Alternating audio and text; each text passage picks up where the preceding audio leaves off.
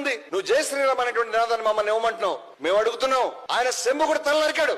ఎందుకు నరికాడు? ఫస్ట్ ఆ విషయం తెలుసు. ఎందుకు నరికాడు ఆయన తెలుసకల పుస్తకంలోనే ఉంది, రామాయణంలోనే రాసిపెట్టి ఉంది. ఏమనంటే రామరాజ్యంలో తీవ్రమైనటువంటి అశాంతి, తీవ్రమైనటువంటి దుర్భర పరిస్థితి ఏర్పడింది. ఎందుకంటే ఏదో ఒక అగ్ని వేగుతుంది, ఒక బ్రాహ్మణ బాలుడు చనిపోయాడు. బ్రాహ్మణ బాలుడు చనిపోయాడంటే నీ రాజ్యం సరిగా లేదని. అందుకని ఆ బ్రాహ్మణ తండ్రి రాముడి దగ్గరకు వచ్చి ఈ శవాన్ని పడుకోబెట్టి, బ్రాహ్మణ బాలుడు ఎవడో కింద కులస్తుడు కాదయ్యా, బ్రాహ్మణ బాలుడు చచ్చిపోయాడు. బ్రాహ్మణ బాలుడు చచ్చిపోయిన తర్వాత నీ తొక్కల రాజ్యం ఇది ఒక రాజ్యమా? రాముడు చాలా బాధపడి ఇంత దారుణం జరిగిందా, ఎట్లా జరిగిందని ఆయన తన దృష్టితోటి ఆలోచించి, అచ్చా ఈ శంభుకుడు అనేటువంటి వ్యక్తి తపస్సు చేస్తూ ఉన్నాడు అని రామ బాణం తీసుకుని మరి శంభుకుడు యొక్క శిరస్సుని ఖండించాడు. శంభుకుడు చేసిన నేరం ఏమిటి? హత్య చేయలేదు, దొమ్మి చేయలేదు, రేప్ చేయలేదు, దొంగతనం చేయలేదు. కేవలం దేవుడు తలుచుకున్నాడు, దేవుడు యొక్క తపస్సు చేశాడు, దైవ ధ్యానం చేశాడు. ఆ శంభుకుడు ఎవరంటే చాలా మంది శంభుకుడు బహుశా ఎస్సీ కావచ్చు అనుకుంటారు. ఎస్సీ కాదు, శూద్రుడు. శూద్రుడు అంటే ఎవరో తెలుసా? ఇవాళ హిందువుల్లో 92% మంది శూద్రులే అవుతారు. బ్రాహ్మణులు, క్షత్రియులు, వైశ్యులు మినహాయిస్తే అందరూ శూద్రులే అవుతారు.